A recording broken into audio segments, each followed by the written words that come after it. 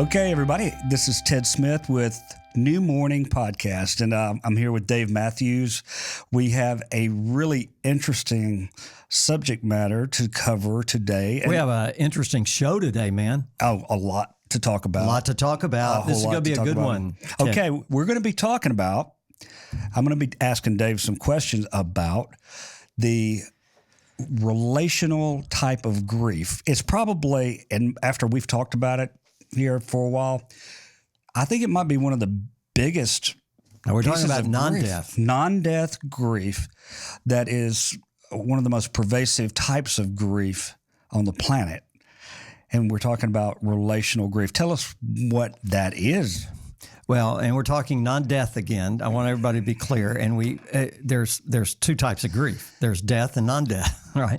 And under those categories, there's 100 types of grief. So non-death relational, what I'm thinking of is when a relationship goes south.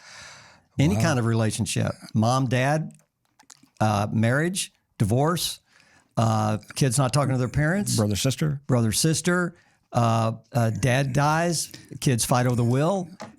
Kids abandon their parents and say, I don't want to talk to you anymore. I don't want to talk to you. And don't. Right.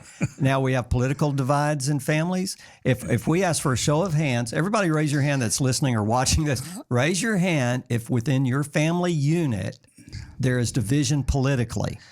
Okay, I'm talking about everybody's grown raising kids, their hands right uncles, now. aunts.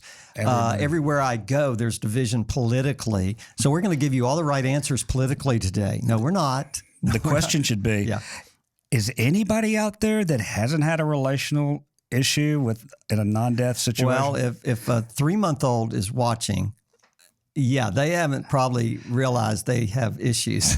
Okay. Right, yeah. But, when was the first time you had what's your earliest memory, Ted Smith? Memory? Period? Yeah, what's your first dawn of conscious memory? It's kind of weird, but I'm riding on a boat with my grandfather over. There you go. So did you have problems with your grandfather? I love my grandfather. You love him. Yeah. So that was good. Good memory. Yeah. Yeah, but that's still weird. Yeah, well, I think that's cool. My first memory is standing in front of the Christmas tree in 1952. I was 2.5 years old, and I had a fire truck holding in my hand, and I was I was a cute little baby. I was not ugly then. Oh, well, glad you admitted it. So relational loss is pervasive. It's everywhere. And, in one of our podcasts, we talked about hidden loss. This could be hidden. By hidden, we mean we don't recognize it as a loss, right? Right. When I recognize it as a loss, as grief, it's not being negative. It's not saying, oh, I'm going to complain. But it helps me deal with it, that there's not something wrong with me, right? If I think something's wrong with me, when I have a major loss, these accumulation of losses adds to how I deal with the big loss. Well, so the people are peeps out there that are tuning in because we talk about suicide, and we talk about death loss, we talk about this.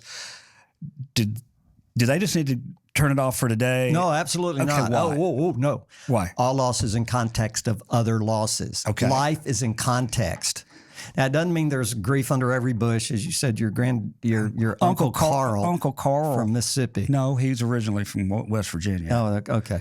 So I love Mississippi. Okay.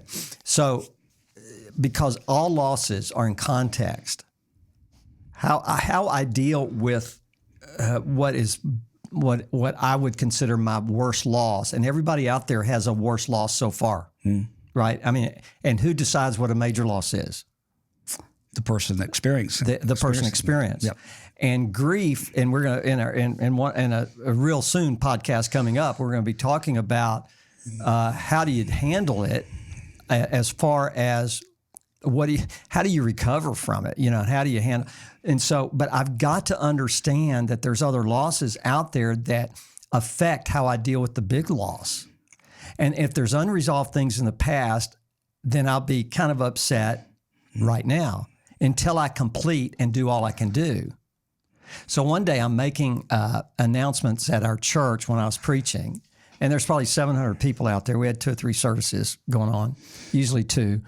And there's like 600-700 people out there. And I get up there, and at the end of the service, and I say, all the new members, Charlie is going to be taking pictures today. Charlie was under 5 feet tall. Okay, he might have been 5 foot. I don't know how tall Charlie was. Very short. He's a good guy, great guy. And I said, if you're a new member, come up here for our digital directory, and Charlie, please stand up. Charlie stood up, and guess what stupid Dave said? Oh, probably something insensitive. Yes. And I said, Charlie, I said, stand up. Bad move, insensitive. I had at least 3 little old ladies. By the way, in church, in the South, when you say little old ladies, every older lady is little, but that ain't true. No. But we always say little old ladies. But I had at least 3 little old ladies who wanted to beat me over the head with their Bibles because I had insensitively, and they were right, belittled somebody for their height, and it bugged me to death. All right, so I made a beeline to Charlie to apologize immediately. I realized my mistake. I felt terrible, and Charlie was taking pictures. So Sunday afternoon, I called him, and it went to his voicemail. Sunday night, I called him. Monday morning, I called him. Monday at noon, I called him. Monday night, I called him. Tuesday, I called him. How did I sleep Sunday and Monday and Tuesday? Not very well. I had unfinished business. I was torn up inside. I did. I stayed awake at night. I can't believe I said that in front of all those people. I should never do that, ever. Tuesday after night, he calls me. He said, David, I got 10 messages to call you. He said, what's going on? Who died? What happened? Right. I said, Charlie, I need to apologize to you, man. He said, for what? I said, Charlie, you're one of the best guys I know. He really is.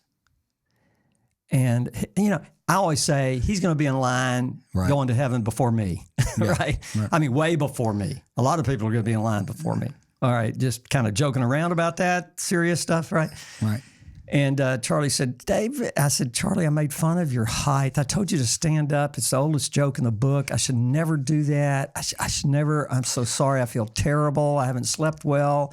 I apologize to you, man. I hope you see in your heart to forgive me, all that stuff. Right. And he goes, David, that doesn't bother me a bit. You got to know something about me. And I said, what? He said, I know how tall I am. That makes sense. Yeah. Isn't that a great attitude? That is a great attitude. See, he had a loss. His loss was non-death. What did he choose to do with it?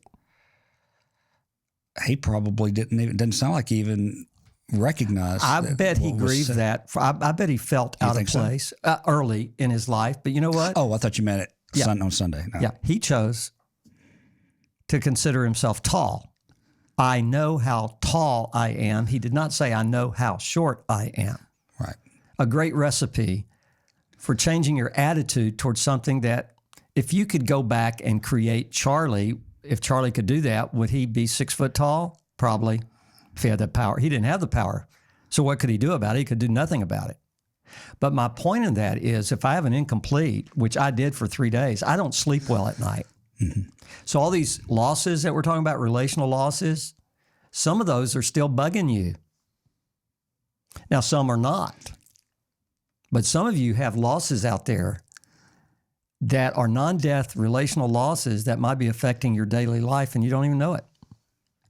Does that make sense? Oh, it does. And I just thought of a story about former press secretary that ended up getting cancer. And I cannot remember his name, and I probably don't even need to mention it. It wasn't the Brady guy that got shot? No, okay. No.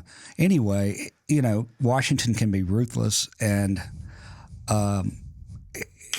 he had terminal cancer, and before he died, he went back to all of his folks that he had offended and talked about and slandered and not, just he made things right. It's Mortal Kombat up there. He made things right. And he made things right. And so an example of him knowing that, especially when he started waking up to the end of his time on earth, that he was carrying a lot of stuff that he wanted to release before.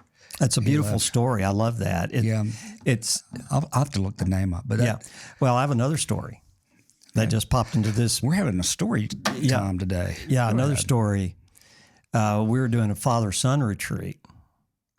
Okay.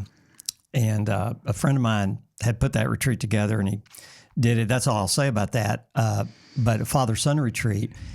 And so the fathers and sons were at this retreat I was at. And one of the assignments on Saturday was to write a letter. The son had to write a letter to his mom, and the father had to write a letter to his wife. If something were to happen to me and I'd never see you again, I'd want you to know how I feel.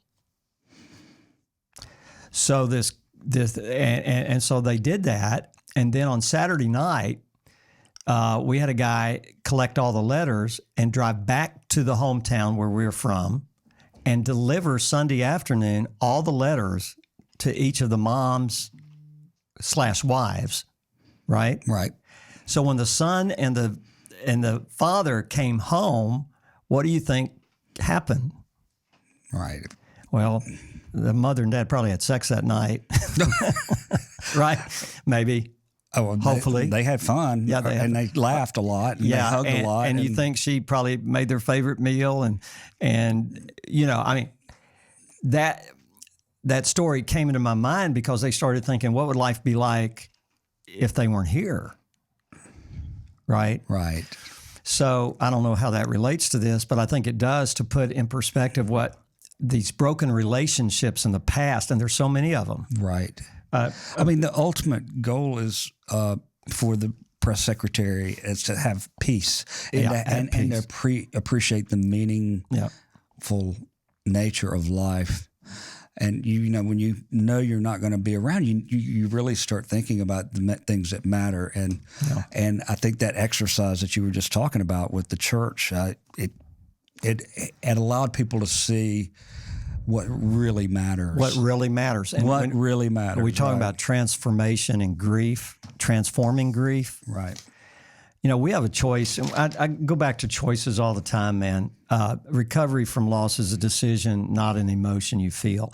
If I wait for emotions to dictate what I do all the time, I might stay stuck. Right. So we have these relationships in the past. So what kind of are you talking about here? Have we talked about that already? What kind of these relationship non-death losses? Oh, well, the big kahuna is, the relationships among intimate relationships between man and wife or whatever like that where you really get really close and then everything doesn't work out. I mean, It's devastating. It's devastating, but it's also pervasive. I mean, everywhere. Yeah. I mean, what's the divorce rate in the U.S.? Oh, man, there's so many stats out there. And not just divorces, but the people that live together for a long time or right. commit to each other, and then it just doesn't work out for whatever reason. Yeah, and we deal with that all the time, man. I mean, the divorce, it's not just divorce. It's broken relationships, and many times it includes divorce. Sometimes they're not married, right? And it's intimate relationships. What about a parent and a child, right? Oh, and I know somebody who is going through it right now. The oldest daughter they're in conflict, and the conflict that she would never have expected and wanted when she envisioned the life of between her and her child. And it's broken dreams. Yeah. It's loss of dreams. That's and right. What you expect life to be.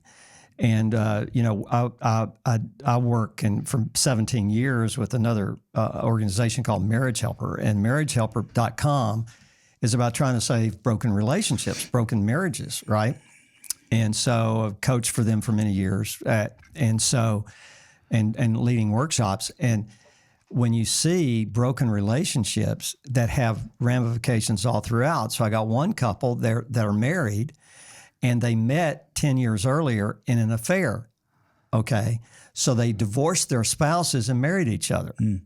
Okay, now, and by the way, the people who do that, the divorce rate is over 80%. A little higher. Or higher. A little bit higher. Yeah. Okay. So, and most of them don't even marry their affair partner, but those who do, the success rate's almost nil. I mean, it's amazing. And if you think about it objectively, if you're not involved in that, you can see why it's a high failure rate. And so what happened to this couple, now they're married to each other for 10 years. his grown children doesn't have anything to do with him. Now they're having about their dad. Yeah. And now that he has grandkids that he doesn't get to see. Right. Now, and both their ex-spouses have moved on, right, and remarried. Right. Now they're trying to save their marriage. Right. And so, but you have all these broken relationships because dad did what he did or mom did what, and that doesn't mean they're bad people. They made bad choices, but it doesn't mean they're bad people. And now I'm dealing with them and I feel sorry for them. Right. But these are broken relationships. So it's that dramatic sometimes. And sometimes it's your sister won't talk to you. Or your parents die and you fight over the will. You know how many phone calls I've had from people over the years that said, my brother is stealing money from me or my sister. Right. I never thought they would do that. That's not uncommon. I've probated a few estates. You've probated, Mr. Attorney. No. So you know what I'm talking about. Yeah, you're talking about bad side coming out. That you see the worst of people when that happens. Yeah. I mean, I haven't seen it over and over. I mean, it's over and over. What about adoption? Okay. Yeah. My wife's adopted. We have an adopted child. He's one of ours, right? But I mean, you know what we found out about adoption? Every adopted person can have, and most do, even if they don't admit it, abandonment issues. Mm. No matter what the reason is, their birth mother or father gave them up. Right. It could even be death of the birth mother and father. They still feel abandoned because they left. I mean, even if it wasn't their choice. Right. And my wife, Debbie, has her birth mother we found, but her birth mother had a child back in the 50s out of wedlock and kept him. And then 3 years later, the same guy came back from the Korean War, impregnated her again, and then left. And she gave up Debbie for adoption. Mm. Wow. And then we met her brother, a full brother, and 3 half sisters. Wow. And the mother kept all of those except her. And we could almost make a separate podcast about abandonment because it runs both ways. I mean, parents who have children who are dissatisfied with the parents' behavior for whatever reason, for good or for bad reasons, parents are abandoned all the time because their kids choose not to communicate anymore. And it might be good reasons why the kids don't communicate. Exactly. And then you have sexual abuse issues, and then you have, that's deep and obviously deep. Right. And you have all these, and then you have accumulation of non-death relational losses. Accumulation. I think that's a big thing to talk about because we're talking about everything that we've discussed, and you put them all in one little recipe bowl and stirred them all up. Yeah. So, okay. So where are we going with this? Well, Mr. Attorney. Well, I think you would have to probably try to identify. It'll be harder to identify each one separately if they're all mixed in together. Yeah. I would guess. Right.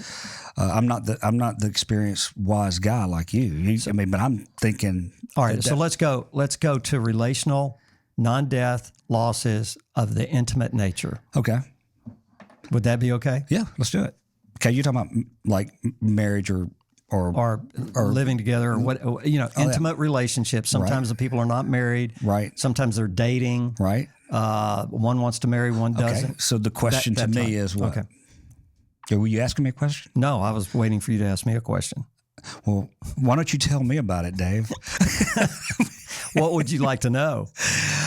What do you think our listeners and viewers are thinking about right now? Well, I would guess there's a large portion of them that are experiencing a loss in that realm, intimate right now, romantic relationships. Yeah, and so I guess as the professional expert here, Dave, what are they feeling after that happens? Rejection. If they're in the first stages of it. Well, they feel disrespected. They feel alone. They feel rejected. They feel dismissed. They feel worthless. All the above or some of the above. They feel anger. Right, but But Uncle Carl wants to know why that's a loss and why is that grief? Well, Isn't that just, you know? If Uncle Carl doesn't understand that that's a loss, he needs some help. Well, Because the people we deal with all the time, are devastated. Those who experience that. I've been devastated. You have been devastated how many times in that area? I mean, and we're not making a joke here. No, but I'm telling you that for me. I mean, my dad used to tell me, I've been turned down more than a bedsheet, boy. Don't worry about it. But when you're turned down and you're in love with somebody or think you're in love, it hurts. It hurts, and it's serious stuff. It hurts, and it could be. You think it's not a big deal. It's just a relationship that you've been in for a month. It could be devastating. Let me share. It has been for me. Let me share with you what hundreds of grievers have in this situation at a Spark of Life retreat. And Spark of Life is our nonprofit organization that helps grievers find hope after loss or with loss, right? Right. And sparkoflife.org, you can go there. And we've dealt with thousands of grievers since 2009. And I guarantee you what we're talking about here is pervasive. What we're talking about, intimate relationships ending in all sorts of situations and how the people feel. I would guess that it's the number one as far as the volume of grievers in the world. Probably so. And of course, death is up there too. No, I mean, of course, everybody ends up dying. So but how many numbers of losses do you have in your life? You die one time. Yeah. But the accumulation of losses like that. Yeah. And so the feelings of rejection, right. And so we had someone recently come to a retreat who was in an emotionally abusive marriage, for many years. And she was finally free from that. Okay, so you look at, let's say, 30 years of marriage and she being controlled totally by her husband, okay? He ran everything, controlled her, treated her like dirt. And because of her conviction of staying in a marriage, she stayed. And she finally left, and she felt guilty. And at retreats for Spark of Life, we serve people. So let's say, and we eat well in-person retreats. I hope they eat well in online retreats, but we don't have any control over that. No. So we do both retreats. So in the in-person, we have a cook and a chef, and it's fabulous food. And so anyway, the first night we're eating, we tell the people, you cannot get up and take your plate to the kitchen. We're going to serve you, right? Right. This woman got up from eating and she started to take her plate to the kitchen. And Dennis, who was working the retreat with us, Dennis and Terry, Dennis told her, no, sit down, I'll take your plate. She started crying. She had never had a man serve her. Wow, that's a pretty big statement, but I'm sure it's pervasive. Oh, man, I just wanted to hug her, right? I just wanted to hug her. She was amazed that some man would pick up her plate. I'm almost crying here thinking about what she'd been through for all those years. Her self-worth was just crushed. And a beautiful woman, sweet woman, giving woman. Right. Wonderful woman. And she had been crushed for 30 years. That's pretty serious stuff. That is. And feeling worthless comes with that. I do think that happens a lot, though. I do too. I mean, you would know. Now you men would know. Yeah, women do this to men too. But I'm not picking on the men. Right. But I mean, it happens. And this is serious loss stuff. So I guess the question is, what do you do? What do you do? No, don't be asking me that. You're the expert. All right. Here's what you do. And I don't know all the answers here. It's not easy. But the fundamental that we started with Spark of Life is, I cannot fix anybody.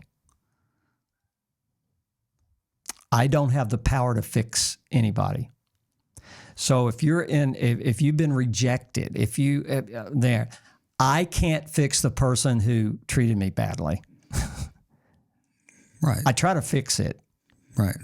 Because I care. but I can't do it. When I realize I can't fix somebody else, I can only do what I can do. I can only do what I can do. Right? And remember the phrase from A.L. Williams back in the 70s, all you can do is all you can do, and all you can do is enough. I cannot do what I cannot do. Now, write it down again. Right. When I used to deal with people coming to my office on a weekly basis with all their relationship problems, most of the people who came to my office for 20 years had relationship intimacy problems. I mean, relationship problems, Right. like romantic problems, Right. Either married or not married. They came to my office. I used to think I had to fix them. And I was afraid of them coming to the office because it all depended on old Dave Matthews to say the right words and listen intently and give them my wisdom. Well, that's a bunch of hooly-balooly because Dave Matthews can't fix anybody. I'm not anybody's savior. Right. I'm screwed up as much as they are. And you know I'm screwed up as much as you When are. you use words like hooly balooly, I just can't keep it. I'm trying to keep a straight face. So when you say stuff like well, that. hooly balooly is spit with an H. What era was that from? It's from the Hooly 40s. balooly. It's All from right. the 40s. I'm sorry. I hope I didn't get you off track, but I couldn't. You got me off track saying that kind of word. All right. It was a bunch of spit. Okay. Okay. There you go, cussing again. I can't fix anybody. So if somebody's in a situation, you're listening to this, you can't fix the other person. You can't make them love you. What you can do is work on yourself. You can work on yourself. Yeah, I'm gonna end up quoting my dad a lot. Okay, quote your dad. No, when I was growing up, he's a small town lawyer, John Grisham type, street lawyer from the South. And so too. he it's like he was a psychologist, but people would be coming in his office talking to him. Well, so a lot of attorneys have to know how. And they came in with all their problems. They told my dad everything. It's very similar to being a minister, man. Yeah, exactly. So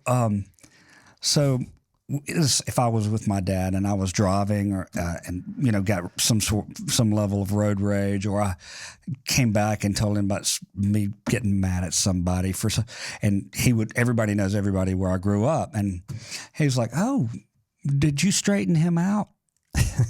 Did he change?" And he'd say, "Oh, I'm so sorry, Teddy, back then. I'm so sorry. I'm sorry I said that in an ugly way to you." I said, "Well, no, he didn't." And then you have, you can't change the stripes on a zebra. And that probably might fly in the face of animal rights people. No.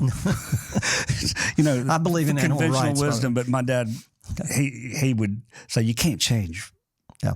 And, it's a big deal to know that I can't fix people. I can influence people. I can influence. Right. In Marriage Helper, we call that pushes and pulls. Things I do that push somebody away or things I do that pull them in.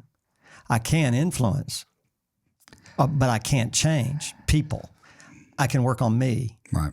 When I work on me, and part of that is regaining my confidence in myself, right? Right. Because when somebody rejects me romantically, whether I'm married or not married, and I'm rejected, I feel like a worthless pile of spit. That's what I feel. Right. It hurts. Some of you have, Were you meaning to say shit? No, I'm not going to say that. I don't. There's a lot of people out there going, what is he saying? Well, they know what I'm saying. They know what I'm saying. Mm-hmm. It hurts like crazy. It's debilitating. Rejection. We've all been there. I'm thinking of just being rejected at work for not feeling respect from your boss or something, or people at work. That hurts. It hurts like crazy to be fired. Okay, but we're talking romantically, which involves my whole soul. It involves my physical self, my intellectual self, my emotional self, my spiritual self.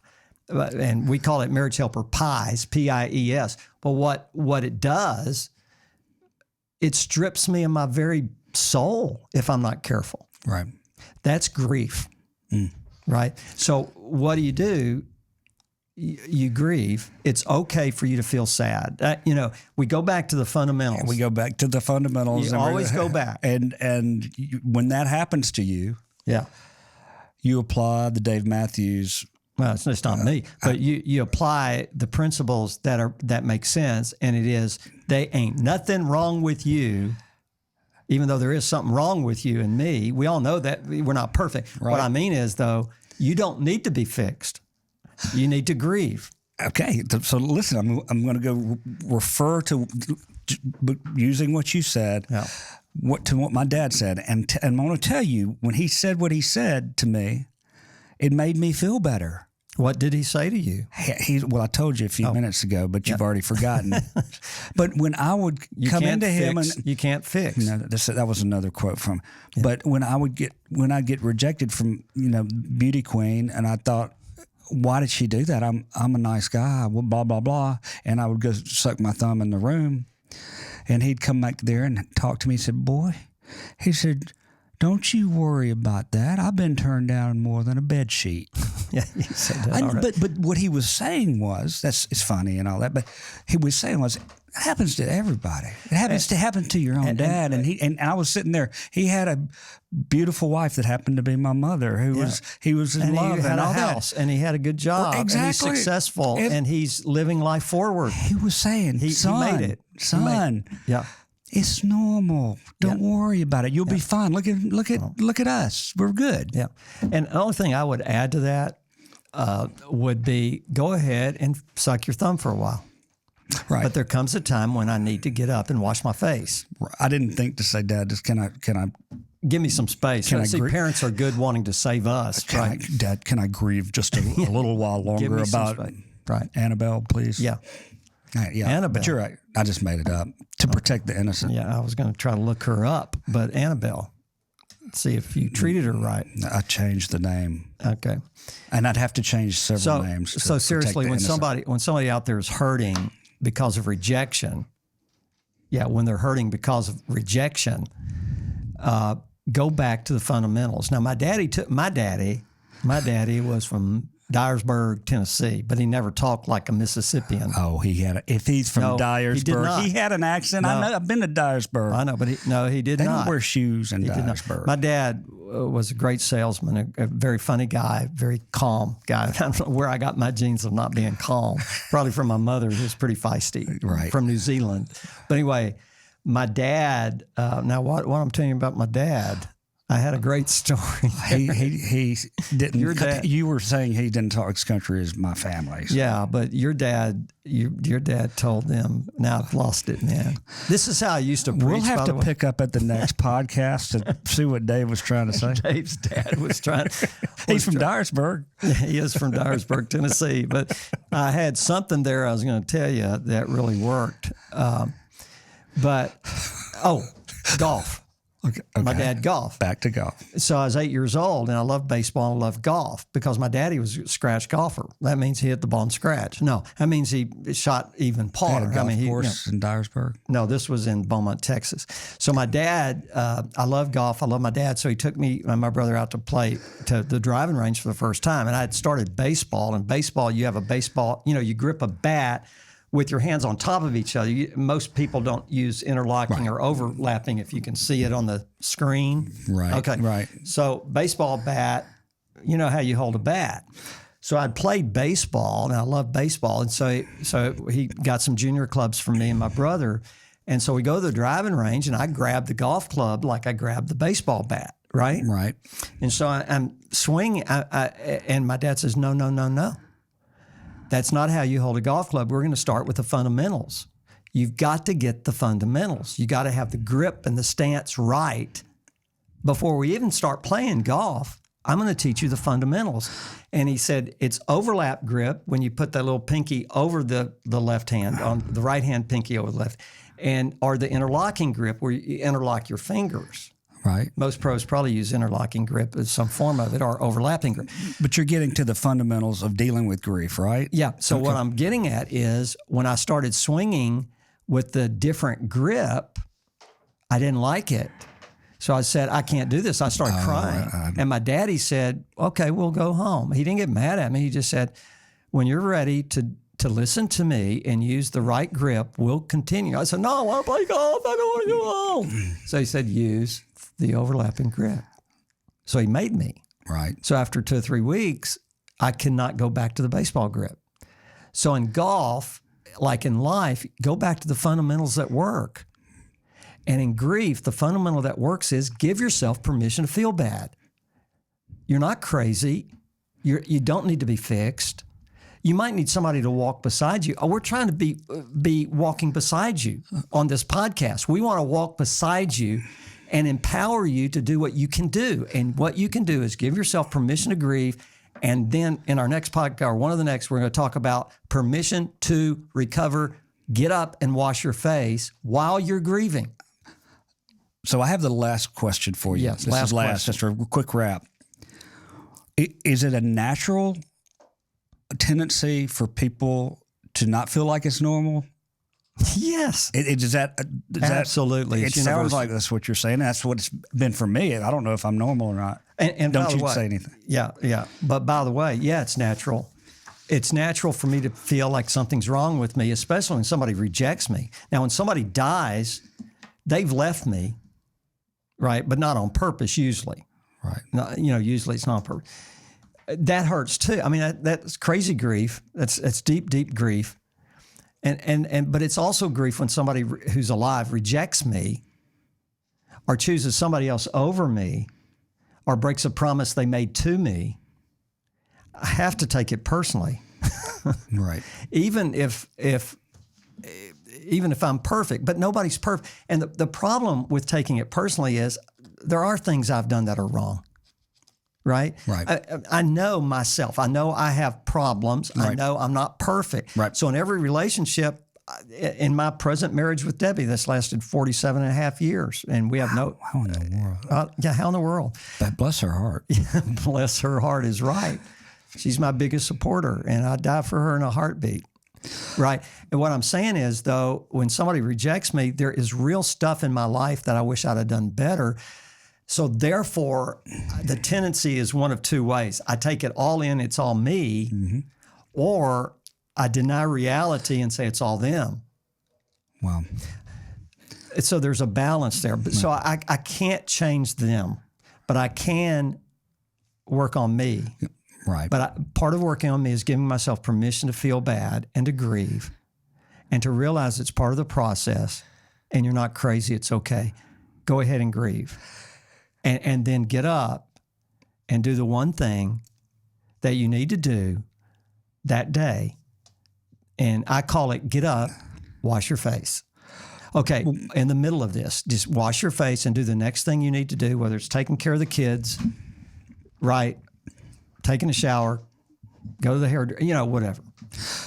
I think we've covered a lot of ground, but I think it was one of my favorite episodes so far. It's a lot to take in, and I'm sure we'll break it down more as we go along. But thank you all for joining us, and we'll see you on the next podcast. And remember, sparkoflife.org. If you need help, sparkoflife.org. We could do a song about those. Sparkoflife.org. You're a poet and didn't know it. Sparkoflife.org. We have people who are qualified, certified grief coaches through Spark of Life that are great people who want to help. You can get coaching. You could do that today. You can go to the website, go to coaching. We have retreats that will be on the website, in-person retreats at fabulous places, and also online retreats. We have a grief course. Are there any openings left in Colorado in May? Yeah, and this will be aired as of now, and this will be aired in the next couple of weeks from where we're recording this. Right. But yes, there's openings. So we have 3 in-person retreats in Colorado starting in May. I think one in July and one in September. May 5th through the 8th. Yeah, May 5th through the 8th. And so this will be played before then. Okay. But perfect. You can go to sparkoflife.org. If there's room available, you'll see it on the internet, on the website. There's articles, there's YouTube videos that we have, and you can go to sparkoflife.org, hit that little button up there. It'll go to our YouTube page where we have a lot of videos on, and of course the blog, the podcast we have online. So sparkoflife.org. Hey, we love people who are struggling. I'm so sorry for your struggles if you've been rejected by somebody you've loved. We're all learning to live forward. Boy, it's through tough, grief. man. But hey, grieve and then wash your face. Thank you. All right.